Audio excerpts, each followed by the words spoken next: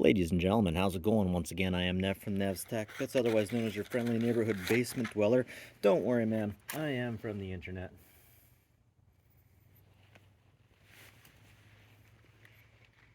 Hmm.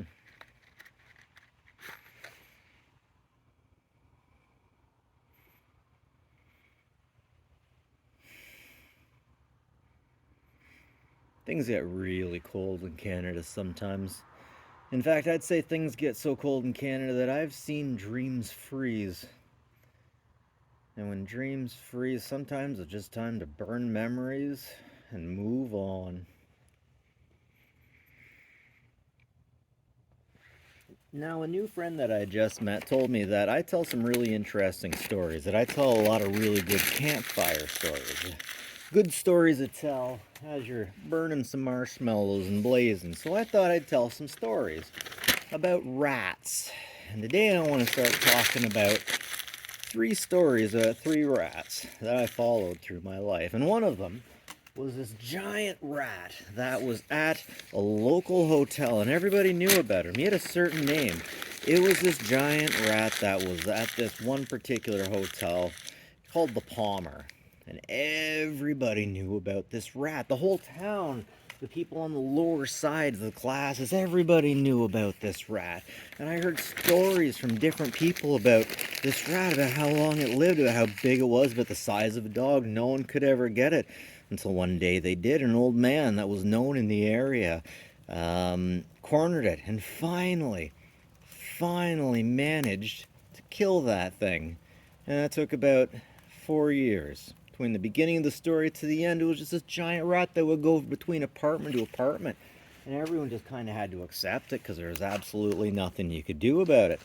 Now, the second rat I want to talk about comes from my ex-wife. Now, my ex-wife had the worst frickin' place. It was dirty all the time. Whenever my friends see pictures of my ex-wife's place, her parents' place, they say, "Oh my God, how come you didn't get hepatitis C from being there?" And I don't know, they're just lucky enough they didn't have a hep C in their area, I suppose. But anyways, really rough looking place. I went over, I had a look at their dogs, and man, not only did they have fleas and ticks, they had some species of things I never even seen before. Like 3 species of things I never seen before. What the actual heck was going on here? So this place was pretty rough. One of the roughest places I'd ever seen. It was a farm kind of scene. It all smelled like poo, like certain farms would. And but there weren't any bed bugs, there weren't any cockroaches. So hey, they had that going for them.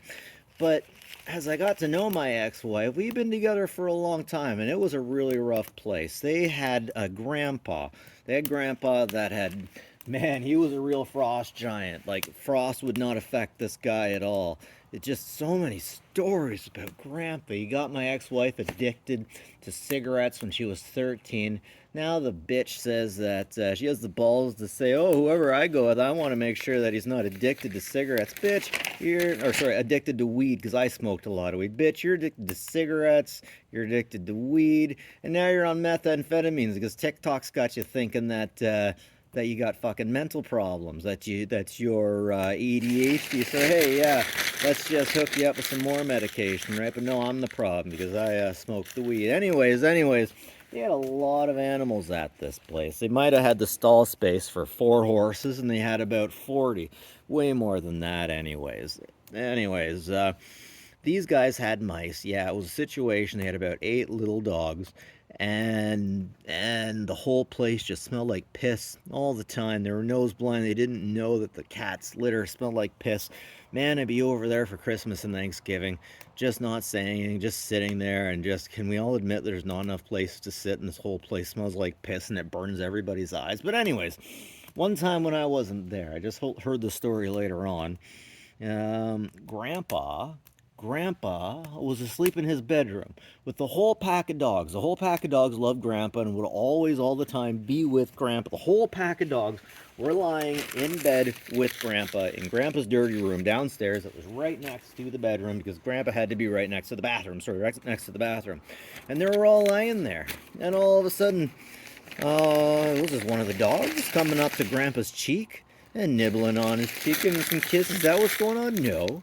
No, it's not giving some kisses. It's chewing on his cheek. Grandpa's like, what's going on? Hey, hey, hey, as he'd say, hey, stop it, stop it. Man, this guy smoking all the time, drinking whiskey all the time. Stop it, what are you doing? What are you doing? And then all of a sudden the dog, they all bark in unison, and everyone realizes at the same time it's not a dog licking his cheek, it's a rat chewing on the side of his face. Somehow a giant rat had gotten through this maze of dogs, had gotten to the bedroom in broad freaking daylight, and was chewing on the side of Grandpa's face in the middle of about 7 or 8 dogs, who were literally bred to destroy, who were literally bred to destroy rats. And oh my god, I only heard about what happened and seen what happened afterwards, because messy people, they'll clean up a little bit, but they won't clean everything up. If they got poop on the floor, they'll pick up the poop, but they won't deal with the liquid version around it. No, days after,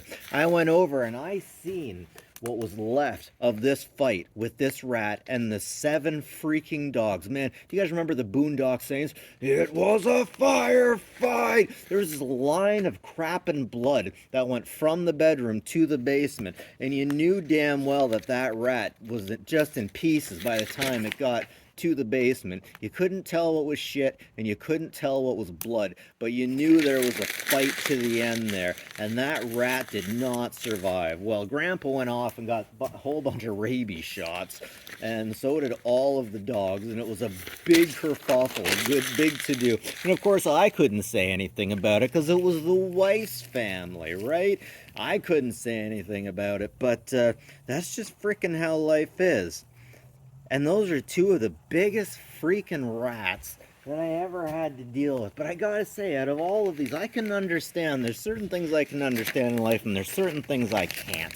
I can understand a zombie wanting to follow you until you are off the map and he'd just forget about you. What I don't understand is a Dracula thing. I don't understand a vampire wanting to cross the bloody ocean in order to chew on you and drink your blood. I don't like why is there no is there really none in wherever you're from? Do you really need to cross the ocean, Vlad? Do you really need to cross the bloody ocean?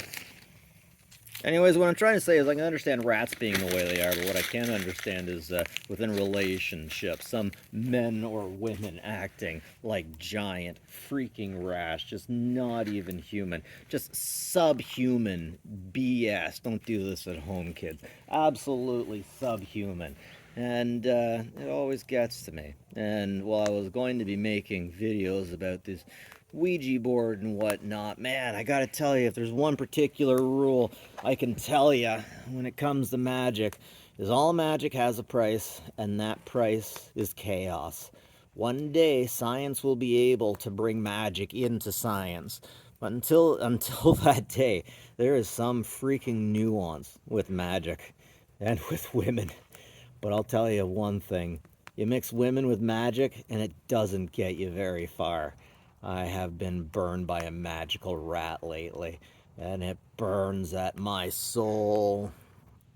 So I had enlisted the help of a pagan in order to help me with this Philip experiment slash Ouija board event. And it basically drug us off to chaos, unfortunately. Ultimately, everything went to hell, which often does every time that you try to take the solemnistic approach to magic. Once upon a time, my dreams froze. It was so damn cold. Everyone's opinion changed about things. My dreams froze, and this is where I went to burn memories. That was a long time ago. So yeah, there definitely is a technological utility behind magic, and maybe it has something to do with something that comes from the inside of us, which comes from evidence comes from the Philip experiment and perhaps Ouija boards, that we get this stuff, the magic, the technology, the power comes from within us and around us. What does that say about the demons we find within? I think ultimately we can sum all this stuff up to mess with fire, and you're gonna get burnt. But I'm ready to get burnt again. I might be burnt out for this October, but yeah, let's get this experiment going for next year. Ladies and gentlemen, that's it from me, from Ned's Tech Bets, drunk in the backyard with the old memory eater. Have a good one, folks, and take care of each other, please.